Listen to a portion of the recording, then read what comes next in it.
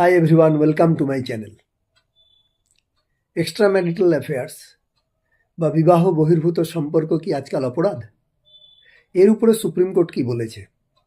Supreme court যেটা বলেছে সেটা একটু পরে বলছি, তার আগে শুরু থেকে একটু ধরে নেওয়া যাক।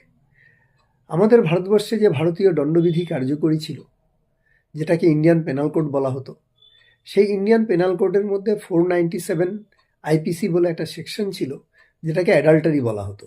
অর্থাৎ বিবাহ বহির্ভূত সম্পর্ক কারোর সঙ্গে কারোর যদি থাকে তাহলে 497 আইপিসিতে মামলা হতো এবং সাজা হওয়ার সম্ভাবনা থাকতো। 1 জুলাই 2024 সালে যে নতুন আইন কার্যকরী হয়েছে ভারতীয় ন্যায় সংহিতা, সেই ভারতীয় ন্যায় সংহিতা থেকে এই 497 সেকশনটাকে তুলে দেওয়া হয়েছে। অর্থাৎ ভারতীয় ন্যায় সংহিতার মধ্যে 497 সেকশনটি নেই। এবং সুপ্রিম কোর্ট 2018 সালে Joseph Shine versus Union of ইন্ডিয়ার মামলায় সুপ্রিম কোর্ট এই এক্সট্রা ম্যারিটাল অ্যাফেয়ার্স বা বিবাহ বহির্ভূত সম্পর্ককে বৈধ বলেছিল। তার কারণ দেখিয়েছিল যে এটা দুজন অ্যাডাল্টের মধ্যে সম্পর্কটা গড়ে ওঠে এবং দুজনের সহমতের ভিত্তিতে এই সম্পর্কটা গড়ে ওঠে।